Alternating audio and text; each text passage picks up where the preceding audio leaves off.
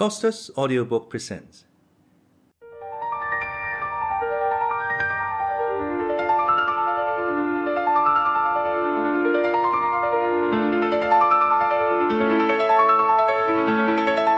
The Brothers Karamazov by Fyodor Dostoyevsky.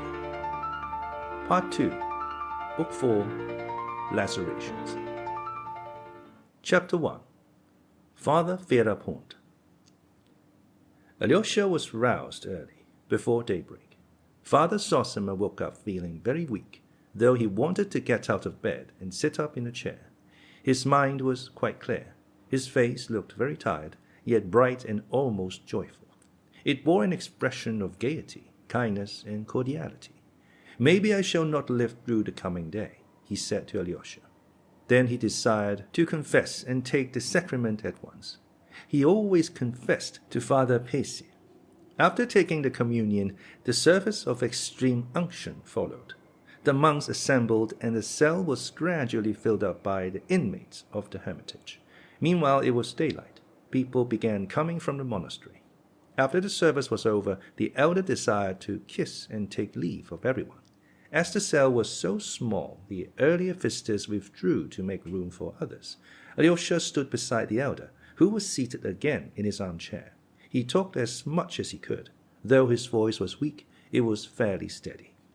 "I've been teaching you so many years, and therefore I've been talking aloud so many years, that I've got into the habit of talking, and so much so that it's almost more difficult for me to hold my tongue than to talk, even now, in spite of my weakness, dear fathers and brothers." He jested, looking with emotion at the group round him. Alyosha remembered afterwards something of what he said to them, but though he spoke out distinctly and his voice was fairly steady, his speech was somewhat disconnected. He spoke of many things. He seemed anxious before the moment of death to say everything he had not said in his life, and not simply for the sake of instructing them, but as though thirsting to share with all men and all creation his joy and ecstasy, and once more in his life to open his whole heart. "Love one another, fathers," said Father Zossima, as far as Alyosha could remember afterwards. "Love God's people. Because we have come here and shut ourselves within these walls, we are no holier than those that are outside. But on the contrary, from the very fact of coming here, each of us has confessed to himself that he is worse than others, than all men on earth. And the longer the monk lives in his seclusion, the more keenly he must recognize that. Else he would have no reason to come here. When he realizes that he is not only worse than others, but that he is responsible to all men for all and everything, for all human sins, national and individual, only then the aim of our seclusion is attained. For know, dear ones, that every one of us is undoubtedly responsible for all men and everything on earth, not merely through the general sinfulness of creation, but each one personally for all mankind and every individual man. This knowledge is the crown of life for the monk and for every man. For monks are not a special sort of men, but only what all men ought to be. Only through that knowledge our heart grows soft with infinite, universal, inexhaustible love. Then every one of you will have the power to win over the whole world by love and to wash away the sins of the world with your tears. Each of you keep watch over your heart and confess your sins to yourself unceasingly. Be not afraid of your sins, even when perceiving them, if only there be penitence, but make no conditions with God. Again I say, be not proud. Be proud neither to the little nor to the great. Hate not those who reject you, who insult you, who abuse and slander you. Hate not the atheists, the teachers of evil, the materialists. And I mean not only the good ones, for there are many good ones among them, especially in our day. Hate not even the wicked ones. Remember them in your prayers thus. Save, O Lord, all those who have none to pray for them. Save too all those who will not pray. And add, it is not in pride that I make this prayer, O Lord, for I am lower than all men. Love God's people. Let not strangers draw away the flock. For if you slumber in your slothfulness and disdainful pride, or worse still, in covetousness, they will come from all sides and draw away your flock. Expound the gospel to the people unceasingly. Be not extortionate. Do not love gold and silver. Do not hoard them. Have faith. Cling to the banner and raise it on high. but the elder spoke more disconnectedly than Alyosha reported his words afterwards. Sometimes he broke off altogether, as though to take breath and recover his strength. But he was in a sort of ecstasy. They heard him with emotion, though many wondered at his words and found them obscure. Afterwards all remembered those words. When Alyosha happened for a moment to leave the cell, he was struck by the general excitement and suspense in the monks who were crowding about it. This anticipation showed itself in some by anxiety, in others by devout solemnity. All were expecting that some marvel would happen immediately after the elder's death. Their suspense was, from one point of view, almost frivolous, but even the most austere of the monks were affected by it. Father Percy's face looked the gravest of all. Alyosha was mysteriously summoned by a monk to see Rakitin, who had arrived from town with a singular letter for him from Madame Hohlakov. In it she informed Alyosha of a strange and very opportune incident. It appeared that among the women who had come on the previous day to receive Father Zossima's blessing, there had been an old woman from the town, a sergeant's widow, called Prohorovna. She had inquired whether she might pray for the rest of the soul of her son, Vasenka, who had gone to Irkutsk, and had sent her no news for over a year, to which Father Zossima had answered sternly, forbidding her to do so, and saying that to pray for the living as though they were dead was a kind of sorcery. He afterwards forgave her on account of her ignorance, and added, as though reading the book of the future, words of comfort, that her son Vasya was certainly alive, and he would either come himself very shortly or send a letter, and that she was to go home and expect him. And, would you believe it, exclaimed Madame Hohlakov enthusiastically, the prophecy has been fulfilled literally indeed, and more than that. Scarcely had the old woman reached home when they gave her a letter from Siberia which had been awaiting her. But that was not all. In a letter written on the road from Yekaterinburg, Vasya informed his mother that he was returning to Russia with an official, and that 3 weeks after her receiving the letter he hoped to embrace his mother. Madame Hohlakov warmly entreated Alyosha to report this new miracle of prediction to the superior and all the brotherhood. All ought to know of it, she concluded. The letter had been written in haste. The excitement of the writer was apparent in every line of it, but Alyosha had no need to tell the monks, for all knew of it already. Rakitin had commissioned the monk who brought his message to inform most respectfully his reverend Father Percy, that he, Rakitin, has a matter to speak of with him, of such gravity that he dare not defer it for a moment, and humbly begs forgiveness for his presumption. As the monk had given the message to Father Percy before that to Alyosha, the latter found after reading the letter there was nothing left for him to do but to hand it to Father Percy in confirmation of the story. And even that austere and cautious man, though he frowned as he read the news of the miracle, could not completely restrain some inner emotion. His eyes gleamed, and a grave and solemn smile came into his lips. "We shall see greater things," broke from him. "We shall see greater things yet," the monks around repeated. But Father Percy, frowning again, begged all of them, at least for a time, not to speak of the matter till it be more fully confirmed, seeing there is so much credulity among those of this world, and indeed this might well have chanced naturally, he added, prudently, as it were to satisfy his conscience, though scarcely believing his own disavowal, a fact his listeners very clearly perceived. Within the hour the miracle was of course known to the whole monastery, and many visitors who had come for the Mass. No one seemed more impressed by it than the monk who had come the day before from St. Sylvester, from the little monastery of Abdorsk in the far north. It was he who had been standing near Madame Hohlakov the previous day and had asked Father Zossima earnestly, referring to the healing of the lady's daughter, "How can you presume to do such things?" He was now somewhat puzzled and did not know whom to believe. The evening before he had visited Father Ferapont in his cell apart, behind the apiary, and had been greatly impressed and overawed by the visit. This Father Ferapont was that aged monk so devout in fasting and observing silence who has been mentioned already, as antagonistic to Father Zossima and the whole institution of elders, which he regarded as a pernicious and frivolous innovation. He was a very formidable opponent, although from his practice of silence he scarcely spoke a word to anyone. What made him formidable was that a number of monks fully shared his feeling. and many of the visitors looked upon him as a great saint and ascetic, although they had no doubt that he was crazy. But it was just his craziness attracted them. Father Ferapont never went to see the elder. Though he lived in a hermitage, they did not worry him to keep its regulations, and this too because he behaved as though he were crazy. He was 75 or more, and he lived in a corner beyond the apiary in an old decaying wooden cell which had been built long ago for another great ascetic, Father Iona, who had lived to be 105, and of whose saintly doings many curious stories were still extant in the monastery and the neighborhood. Father Ferapont had succeeded in getting himself installed in this same solitary cell 7 years previously. It was simply a peasant's hut, though it looked like a chapel, for it contained an extraordinary number of icons with lamps perpetually burning before them, which men brought to the monastery as offerings to God. Father Ferapont had been appointed to look after them and keep the lamps burning. It was said that he ate only 2 pounds of bread in 3 days. The beekeeper, who lived close by the apiary, used to bring him the bread every 3 days, and even to this man who waited upon him, Father Ferapont rarely uttered a word.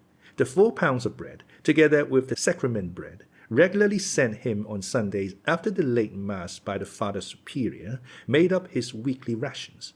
The water in his jug was changed every day.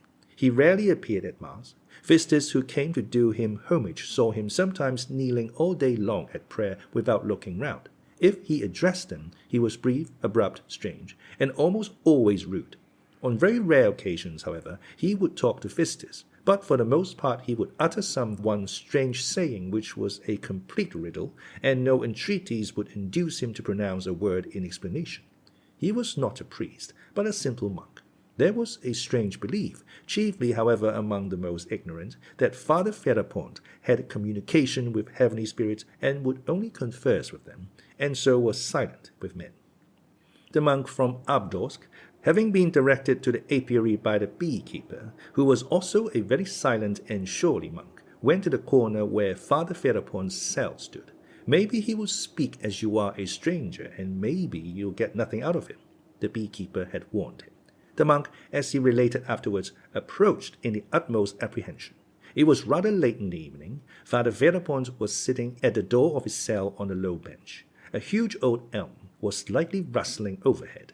There was an evening freshness in the air. The monk from Abdorsk bowed down before the saint and asked his blessing. "Do you want me to bow down to you, monk?" said Father Ferapont. "Get up." The monk got up. "Blessing, be blessed. Sit beside me. Where have you come from?"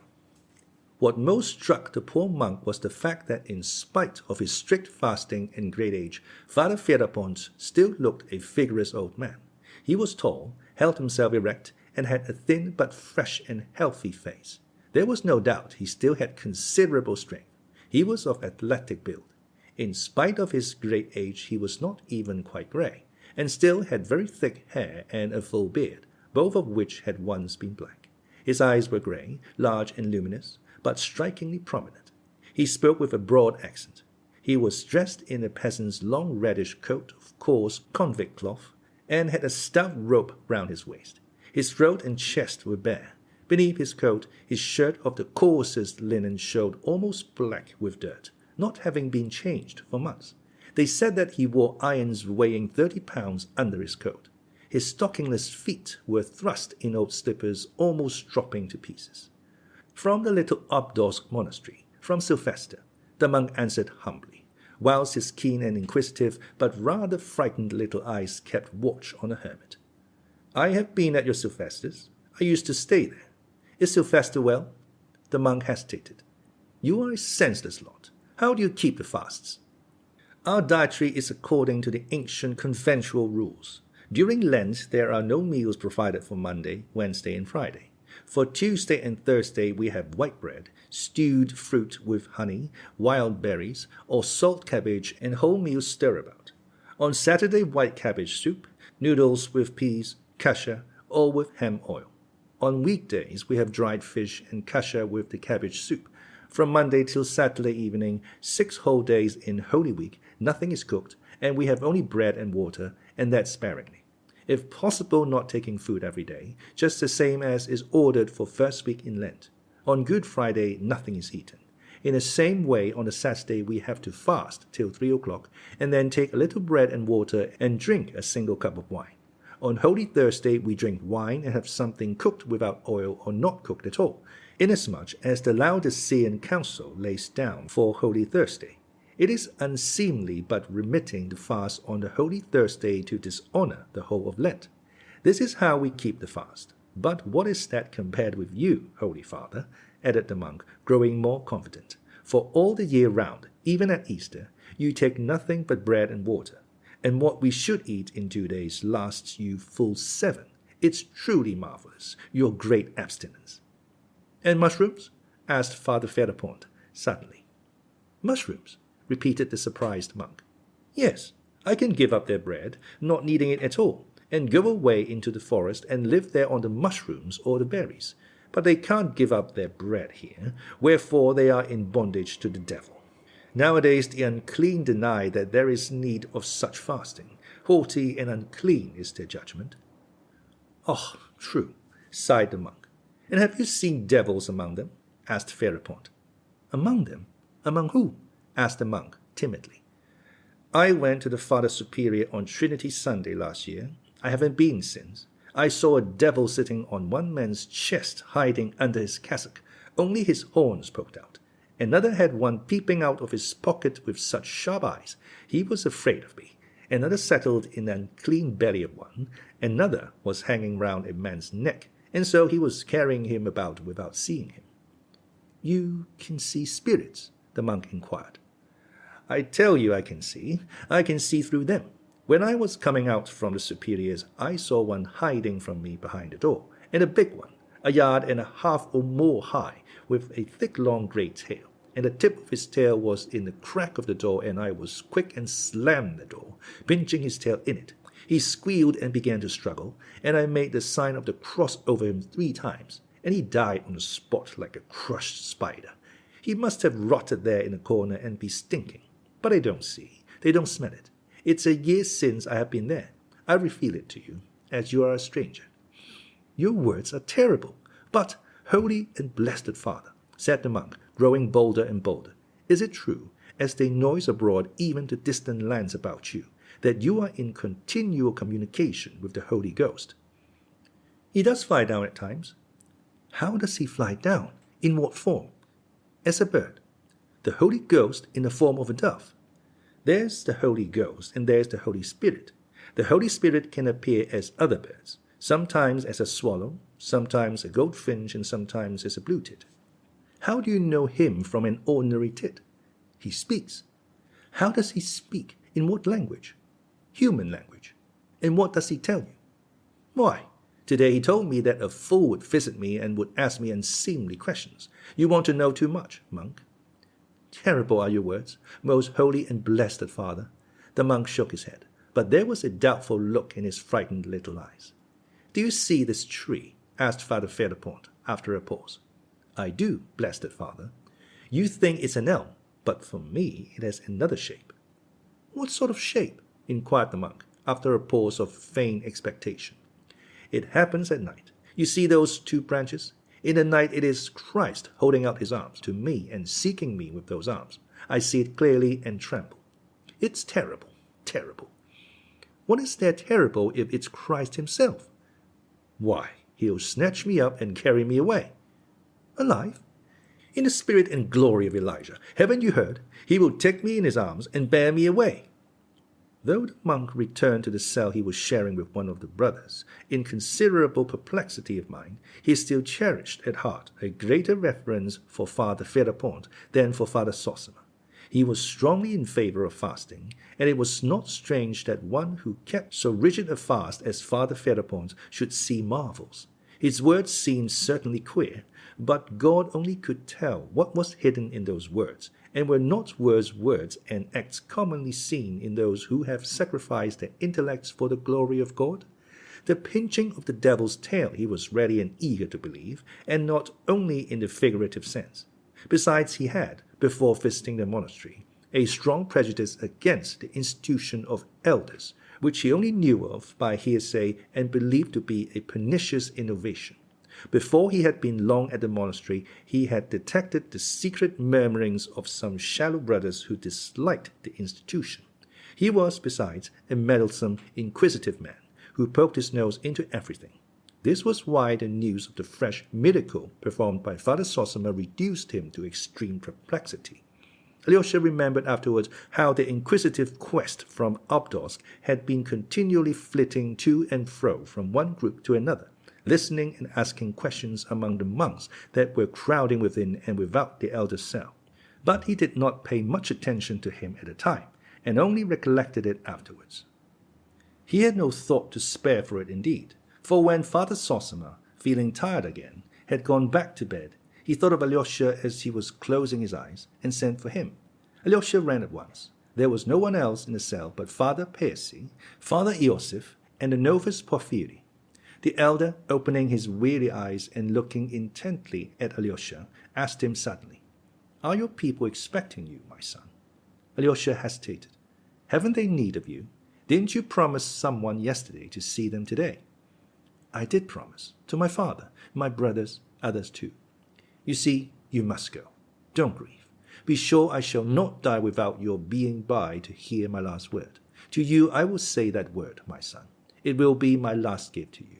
To you, dear son, because you love me. But now go to keep your promise." Alyosha immediately obeyed, though it was hard to go. But the promise that he should hear his last word on earth, that it should be the last gift to him, Alyosha, sent a thrill of rapture through his soul. He made haste that he might finish what he had to do in the town and return quickly. Father Percy, too, uttered some words of exhortation which moved and surprised him greatly. He spoke as they left the cell together. "Remember, young man, unceasingly," Father Percy began, without preface, "that the science of this world, which has become a great power, has, especially in the last century, analyzed everything divine handed down to us in the holy books. After this cruel analysis, the learned of this world have nothing left of all that was sacred of old.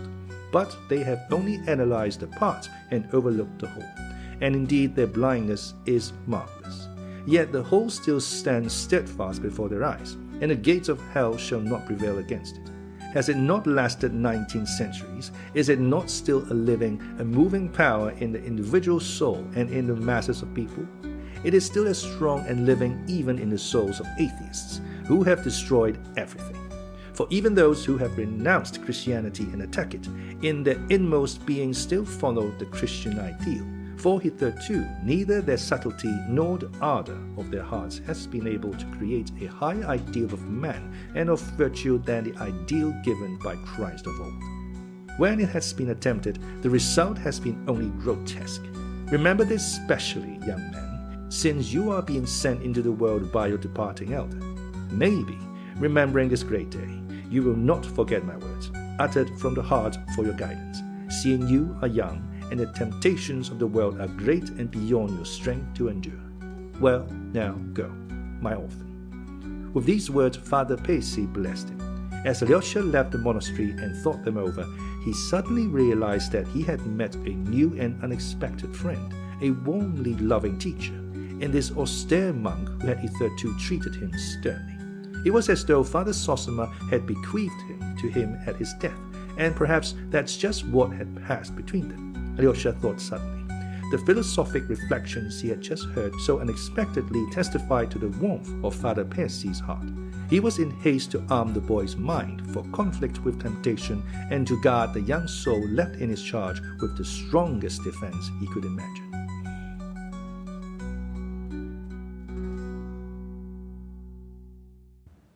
Chapter 2. At his father's. First of all, Alyosha went to his father. On the way he remembered that his father had insisted the day before that he should come without his brother Ivan seeing him. Why so? Alyosha wondered suddenly. Even if my father has something to say to me alone, why should I go in unseen? Most likely, in his excitement yesterday, he meant to say something different, he decided. Yet he was very glad when Marfa Ignatyevna, who opened the garden gate to him, told him in answer to his question that Ivan Fyodorovitch had gone out 2 hours ago. "And my father?"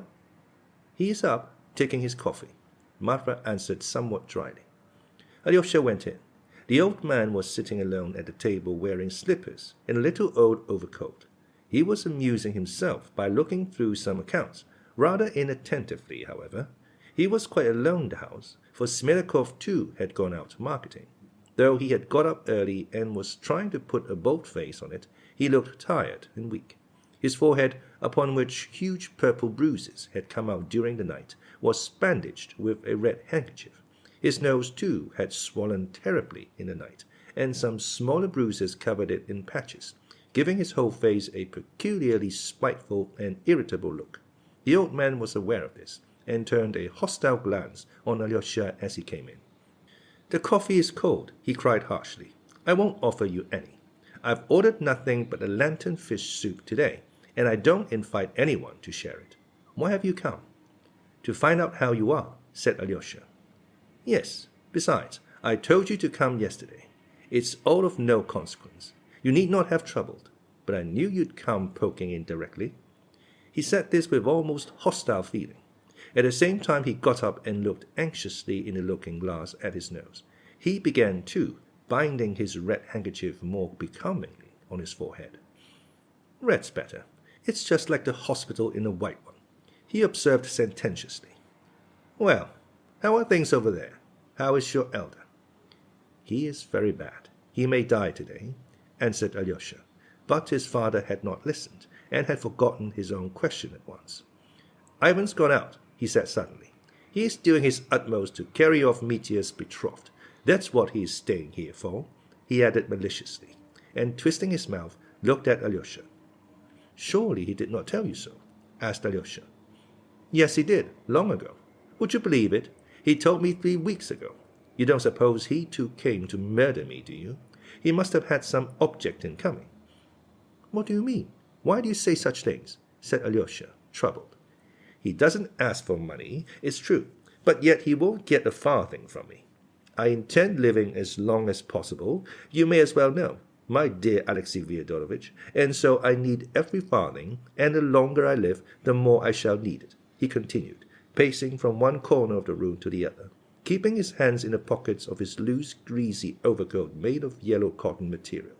"I can still pass for a man at 55, but I want to pass for one for another 20 years. As I get older, you know, I shan't be a pretty object. The wenches won't come to me of their own accord, so I shall want my money. So I am saving up more and more, simply for myself, my dear son Alexey Fyodorovitch. You may as well know. For I mean to go on in my sins to the end, let me tell you. For sin is sweet, all abuse it, but all men live in it. Only others do it on the sly, and I openly. And so all the other sinners fall upon me for being so simple. And your paradise, Alexey Fyodorovitch, is not to my taste, let me tell you that. And it's not the proper place for a gentleman, your paradise, even if it exists.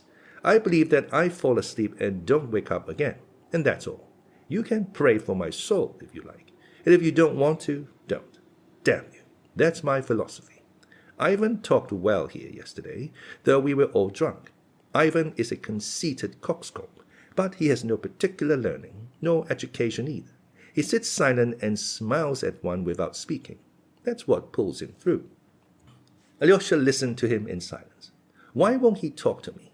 If he does speak, he gives himself airs. Your Ivan is a scoundrel, and I'll marry Grushenka in a minute if I want to. For if you've money, Alexey Fyodorovitch, you have only to want a thing, and you can have it. That's what Ivan is afraid of. He is on the watch to prevent me getting married, and that's why he is egging on Mitya to marry Grushenka himself. He hopes to keep me from Grushenka by that. Besides, if Mitya marries Grushenka, Ivan will carry off his rich betrothed. That's what he's reckoning on. He's a scoundrel, your Ivan." "How cross you are. It's because of yesterday. You had better lie down," said Alyosha. "There, you say that," the old man observed suddenly, as though it had struck him for the first time. "And I'm not angry with you. But if Ivan said it, I should be angry with him. It is only with you I have good moments, else you know I am an ill-natured man." "You are not ill-natured, but distorted," said Alyosha with a smile. "Listen, I meant this morning to get that ruffian Mitya locked up, and I don't know now what I shall decide about it. Of course, in these fashionable days, fathers and mothers are looked upon as a prejudice. But even now the law does not allow you to drag your old father about by the hair, to kick him in the face in his own house, and brag of murdering him outright, all in the presence of witnesses. If I liked, I could crush him and could have him locked up at once for what he did yesterday. Then you don't mean to take proceedings? Ivan has dissuaded me. I shouldn't care about Ivan, but there's another thing. And bending down to Alyosha, he went on in a confidential half-whisper. If I send the ruffian to prison, she'll hear of it and run to see him at once. But if she hears that he has beaten me, a weak-old man, within an inch of my life, she may give him up and come to me. For that's her way, everything by contraries. I know her through and through. Won't you have a drop of brandy? Take some cold coffee and I'll pour a quarter of a glass of brandy into it. It's delicious, my boy. No, thank you. I'll take that roll with me if I may, said Alyosha, and taking a halfpenny French roll, he put it in the pocket of his cassock. And you'd better not have brandy either, he suggested apprehensively, looking into the old man's face. You are quite right. It irritates my nerves instead of soothing them. Only one little glass. I'll get it out of the cupboard.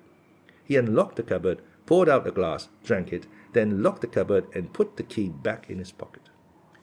That's enough. One glass won't kill me. You see, you're in a better humor now, said Alyosha, smiling. I love you even without the brandy, but with scoundrels I am a scoundrel. Ivan is not going to Chemashnia. Why is that? He wants to spy how much I give Grushenka if she comes. They are all scoundrels. But I don't recognize Ivan. I don't know him at all. Where does he come from? He's not one of us in soul. As though I'd leave him anything. I shan't leave him Will at all. You may as well know. And I'll crush Mitya like a beetle. I squash black beetles at night with my slipper. They squelch when you tread on them. And your Mitya will squelch too. Your Mitya, for you love him. Yes, you love him, and I am not afraid of your loving him. But if Ivan loved him, I should be afraid for myself at his loving him. But Ivan loves nobody.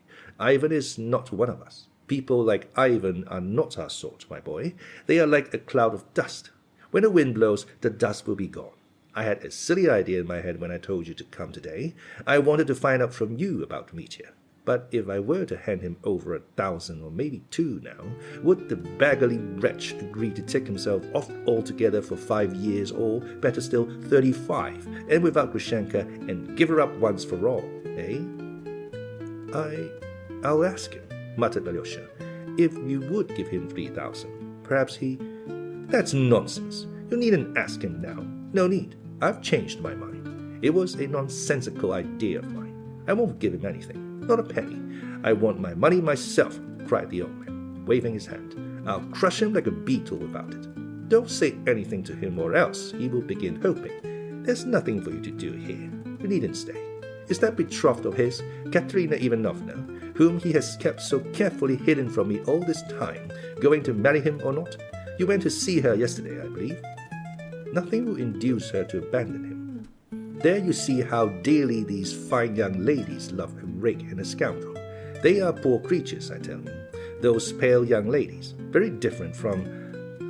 if I had his youth and the looks I had then, I'd have been a conquering hero just as he is. He's a low cad, but he shan't have Grushenka. Anyway, he shan't. I'll crush him. His anger had returned with the last words. You can go. There's nothing for you to do here today, he snapped harshly. Alyosha went up to say goodbye to him and kissed him on the shoulder. What's that for? The old man was a little surprised. We shall see each other again. Or do you think we shan't? Not at all. I didn't mean anything. Nor did I. I did not mean anything, said the old man, looking at him. Listen, he shouted after him. Make haste and come again, and I'll have a fish soup for you. A fine one. Not like today. Be sure to come. Come tomorrow. Do you hear? Tomorrow. And as soon as Alyosha had gone out of the door, he went to the cupboard again and poured out another half-glass. I won't have more, he muttered, clearing his throat. And again he locked the cupboard and put the key in his pocket. Then he went into his bedroom, lay down on the bed, exhausted, and in 1 minute he was asleep.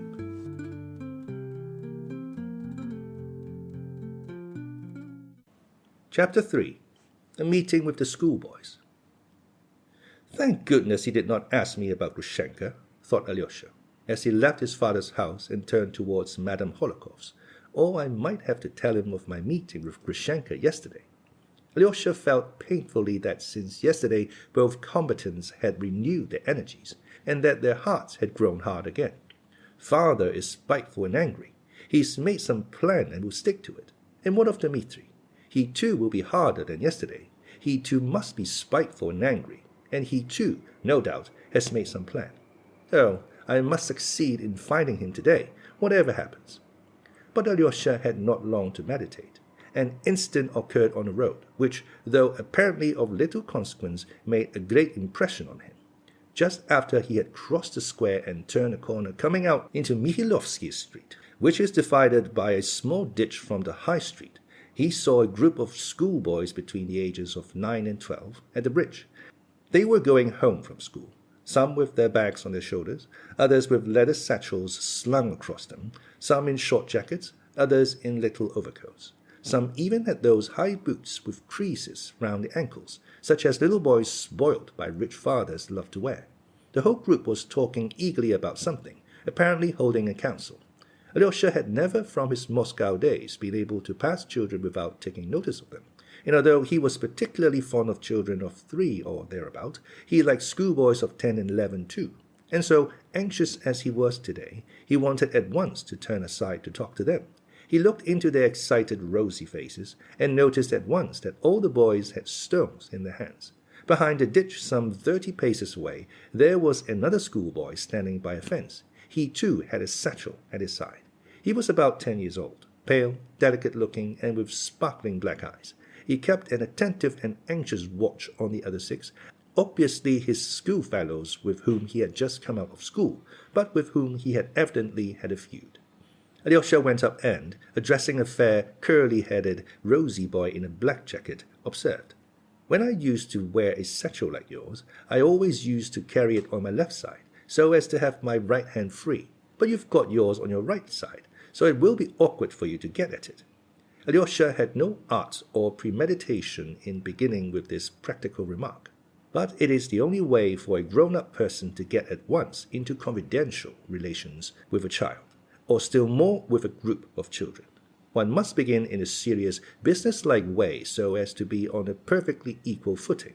Alyosha understood it by instinct. But he is left-handed. Another, a fine, healthy-looking boy of 11, answered promptly. All the others stared at Alyosha.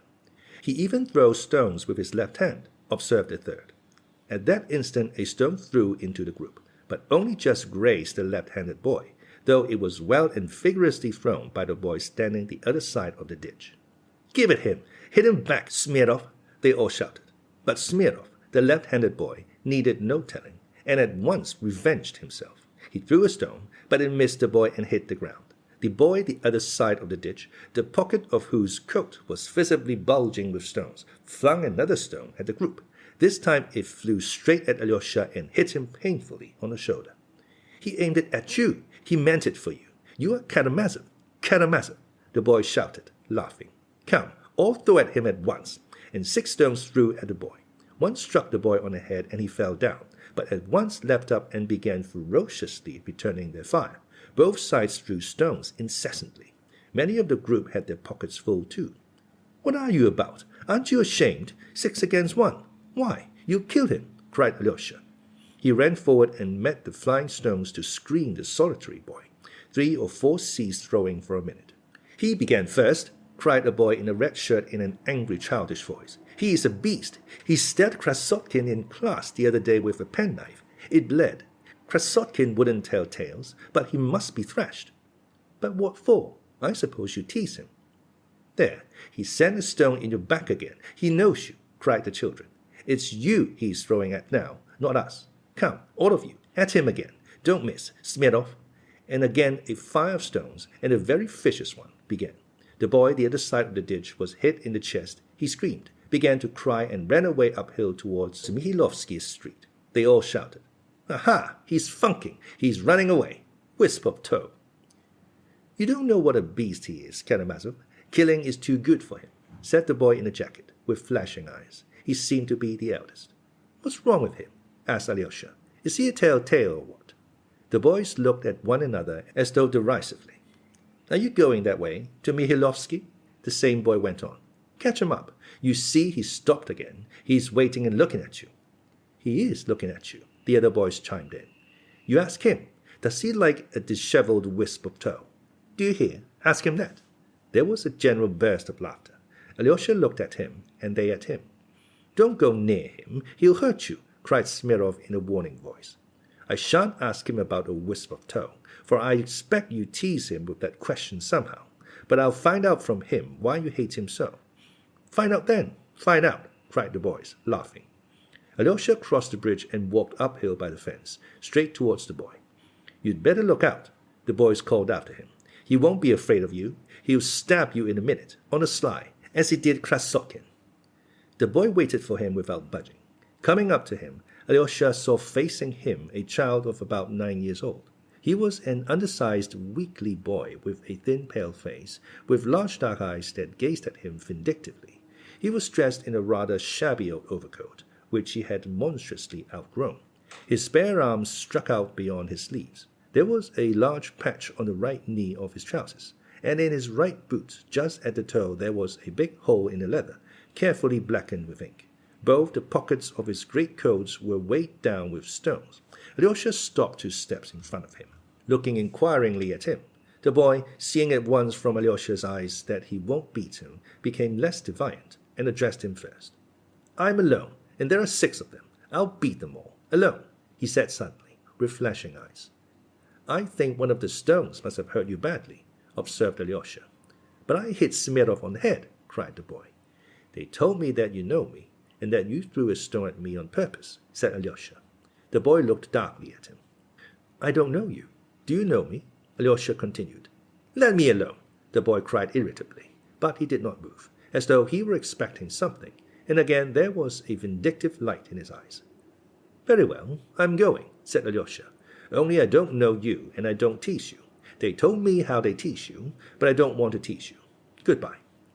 Monk in silk trousers, cried the boy, following Alyosha with the same vindictive and divine expression, and he threw himself into an attitude of defense, feeling sure that now Alyosha would fall upon him. But Alyosha turned, looked at him, and walked away. He had not gone 3 steps before the biggest stone the boy had in his pocket hit him a painful blow in the back. So you hit a man from behind. They tell the truth then, when they say that you attack on the sly, said Alyosha, turning round again. This time the boy threw a stone savagely right into Alyosha's face, but Alyosha just had time to guard himself, and the stone struck him on the elbow. Aren't you ashamed? What have I done to you? He cried. The boy waited in silent defiance, certain that now Alyosha would attack him. Seeing that even now he would not, his rage was like a little wild beast's. He threw at Alyosha himself, and before Alyosha had time to move, the spiteful child had seized his left hand with both of his and bit his middle finger. He fixed his teeth in it, and it was 10 seconds before he let go. Alyosha cried out with pain and pulled his finger away with all his might. The child let go at last and retreated to his former distance. Alyosha's finger had been badly bitten to the bone, close to the nail. It began to bleed. Alyosha took out his handkerchief and bound it tightly round his injured hand. He was a full minute bandaging it. The boy stood waiting all the time. At last Alyosha raised his gentle eyes and looked at him. Very well, he said. You see how badly you've bitten me. That's enough, isn't it? Now tell me, what have I done to you? The boy stared in amazement. Though I don't know you, and it's the first time I've seen you, Alyosha went on with the same serenity. Yet I must have done something to you. You wouldn't have hurt me like this for nothing. So, what have I done? How have I wronged you? Tell me. Instead of answering, the boy broke into a loud, tearful wail and ran away. Alyosha walked slowly after him towards Mihailovsky Street, and for a long time he saw the child running in the distance as fast as ever, not turning his head, and no doubt still keeping up his tearful wail. He made up his mind to find him out as soon as he had time, and to solve this mystery. Just now he had not the time.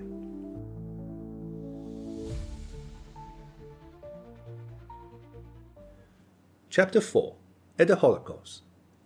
Alyosha soon reached Madame Hohlakov's house, a handsome stone house of 2 stories, one of the finest in our town, though Madame Hohlakov spent most of her time in another province where she had an estate, or in Moscow, where she had a house of her own. Yet she had a house in our town too, inherited from her forefathers. The estate in our district was the largest of her 3 estates, yet she had been very little in our province before this time. She ran out to Alyosha in the hall. "Did you get my letter about the new miracle?" She spoke rapidly and nervously. "Yes." "Did you show it to everyone? He restored the son to his mother." "He is dying today," said Alyosha. "I have heard. I know. Oh, how I long to talk to you or someone, about all this. No, to you. And how sorry I am I can't see him. The whole town is in excitement. They are all suspense. But now, do you know Katerina Ivanovna is here now?" "Ah, that's lucky," cried Alyosha. "Then I shall see her here. She told me yesterday to be sure to come and see her today." I know all. I've heard exactly what happened yesterday, and the atrocious behavior of that creature. C'est tragique. And if I'd been in her place, I don't know what I should have done. And your brother Dmitri Fyodorovitch, what do you think of him? My goodness, Alexei Fyodorovitch, I am forgetting. Only fancy, your brother is in there with her, not that dreadful brother who was so shocking yesterday, but the other, Ivan Fyodorovitch. He is sitting with her talking. They are having a serious conversation. If you could only imagine what's passing between them now. It's awful. I tell you, it's lacerating. It's like some incredible tale of horror. They are ruining their lives for no reason anyone can see. They both recognize it and revel in it. I've been watching for you. I've been thirsting for you. It's too much for me. That's the worst of it. I'll tell you all about it presently, but now I must speak of something else, the most important thing. I had quite forgotten what's most important. Tell me, why has Liz been in hysterics? As soon as she heard you were here, she began to be hysterical. Maman, it's you who are hysterical now, not I. Liz's voice caroled through a tiny crack of the door at the side. Her voice sounded as though she wanted to laugh, but was doing her utmost to control it. Alyosha at once noticed the crack, and no doubt Liz was peeping through it, but that he could not see. And no wonder, Liz, no wonder. Your caprices will make me hysterical too. But she's so ill, Alexei Fyodorovitch. She has been so ill all night, feverish and moaning. I could hardly wait for the morning and for Hiezonstchuk to come. He says that he can make nothing of it, that we must wait. Hiezonstchuk always comes and says that he can make nothing of it. As soon as you approached the house, she screamed, fell into hysterics, and insisted on being wheeled back into this room here. Mamma, I didn't know he had come. It wasn't on his account I wanted to be wheeled into this room. That's not true, Liz. Yulia ran to tell you that Alexei Fyodorovitch was coming. She was on the lookout for you. My darling Mamma, it's not at all clever of you. But if you want to make up for it and say something very clever, dear Mamma, you'd better tell our honored visitor, Alexei Fyodorovitch, that he has shown his want of wit by venturing to us after what happened yesterday, and although everyone is laughing at him. Liz, you go too far. I declare I shall have to be severe. Who laughs at him? I'm so glad he has come. I need him. I can't do without him. Oh, Alexei Fyodorovitch, I'm exceedingly unhappy. But what's the matter with you, Mamma, darling? Ah, your caprices, Liz, your fidgetiness, your illness, that awful night of fever, that awful everlasting Hiezonstchuk. Everlasting, everlasting. That's the worst of it. Everything, in fact, everything. Even that miracle, too. Oh, how it has upset me, how it has shattered me, that miracle, dear Alexei Fyodorovitch. And that tragedy in the drawing-room, it's more than I can bear, I warn you. I can't bear it. A comedy, perhaps, not a tragedy. Tell me, will Father Zossima live till tomorrow? Will he? Oh, my God, what is happening to me? Every minute I close my eyes and see that all nonsense, all nonsense. I should be very grateful, Alyosha interrupted suddenly, if you could give me a clean rag to bind up my finger with. I have hurt it, and it's very painful. Alyosha unbound his bitten finger. The handkerchief was soaked with blood. Madame Hohlakov screamed and shut her eyes. Good heavens, what a wound! How awful! But as soon as Liz saw Alyosha's finger through the crack, she flung the door wide open. Come here, she cried imperiously. No nonsense now. Good heavens, why have you stand there saying nothing about it all this time? He might have bled to death, Mamma. How did you do it? Water, water. You must wash it first of all. Simply hold it in cold water and stop the pain, and keep it there. Keep it there. Make haste, Mamma. Some water in the slop basin. But do make haste. She finished nervously. She was quite frightened at the sight of Alyosha's wound. Shouldn't we send for Hiazon's tube? Cried Madame Hohlakov. Mamma, you'll be the death of me. Your Hiazon's tube will come and say that he can make nothing of it. Water, water. Mamma, for goodness sake, go yourself and hurry Yulia. She's such a slow coach and never can come quickly. Make haste, Mamma, or I shall die. Why, it's nothing much, cried Alyosha, frightened at his alarm. Yulia ran in with water and Alyosha put his finger in it. Some lint, Mamma. For mercy's sake, bring some lint and that muddy caustic lotion for wounds. What's it called? We've got some. You know where the bottle is, Mamma. It's in your bedroom in the right-hand cupboard. There's a big bottle of it there with the lint. I'll bring everything in a minute, Liz. Only don't scream and don't fuss. You see how bravely Alexey Fyodorovitch bears it. Where did you get such a dreadful wound, Alexey Fyodorovitch? Madame Hohlakov hastened away. This was all Liz was waiting for. First of all, answer the question. Where did you get hurt like this? She asked Alyosha quickly. And then I'll talk to you about something quite different. Well, instinctively feeling that the time of her mother's absence was precious for her, Alyosha hastened to tell her of his enigmatic meeting with the schoolboys in the fewest words possible. Liz clasped her hands at his story. How can you, and in that dress too, associate with schoolboys? She cried angrily, as though she had a right to control him. You are nothing but a boy yourself if you can do that, a perfect boy. But you must find out for me about that horrid boy and tell me all about it, for there's some mystery in it. Now for the second thing. But first the question. Does the pain prevent you talking about utterly unimportant things, but talking sensibly? Of course not, and I don't feel much pain now. That's because your finger is in the water. It must be changed directly, for it will get warm in a minute. Yulia, bring some ice from the cellar and another basin of water. Now she's gone, I can speak. Will you give me the letter I sent you yesterday, dear Alexey Fyodorovitch? Be quick, for Mamma will be back in a minute and I don't want... I haven't got the letter. That's not true. You have. I knew you would say that. You've got it in that pocket. I've been regretting that joke all night. Give me back the letter at once. Give it me. I've left it at home. But you can't consider me as a child, a little girl, after that silly joke. I beg your pardon for that silliness, but you must bring me the letter, if you really haven't got it. Bring it today. You must. You must. Today I can't possibly, for I am going back to the monastery and I shan't come and see you for the next 2 days. 3 or 4, perhaps, for Father Zossima. 4 days? What nonsense! Listen, did you laugh at me very much? I didn't laugh at all. Why not? Because I believed all you said. You are insulting me. Not at all. As soon as I read it, I thought that all that would come to pass, for as soon as Father Zossima dies, I am to leave the monastery. Then I shall go back and finish my studies, and when you reach the legal age, we will be married. I shall love you. Though I haven't had time to think about it, I believe I couldn't find a better wife than you, and Father Zossima tells me I must marry. But I am a cripple, wheeled about in a chair, laughed Liz, flushing crimson. I'll wheel you about myself, but I'm sure you'll get well by then. But you're mad, said Liz, nervously, to make all this nonsense out of a joke. Here's Mamma, very apropos, perhaps.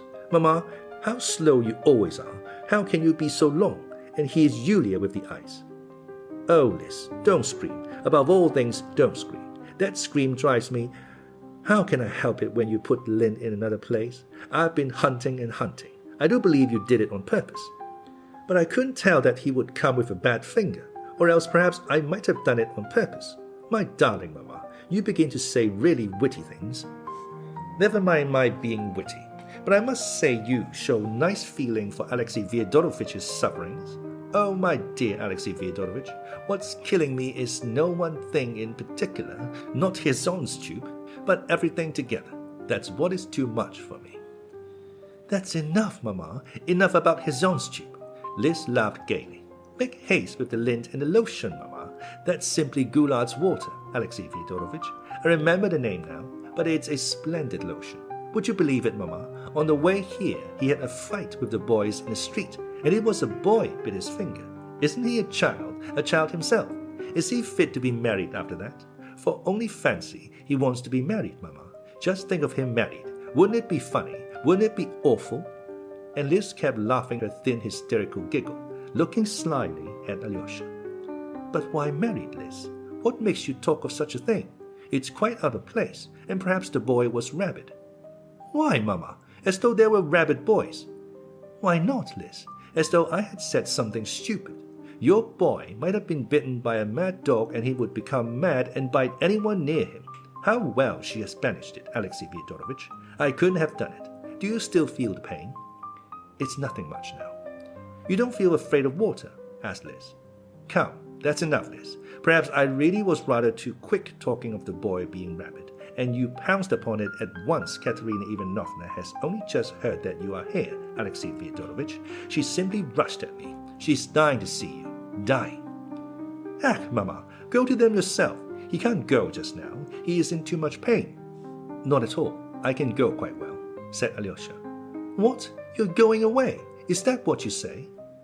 Well, when I've seen them, I'll come back here and we can talk as much as you like. But I should like to see Katerina Ivanovna at once, for I am very anxious to be back at the monastery as soon as I can. Mamma, take him away quickly.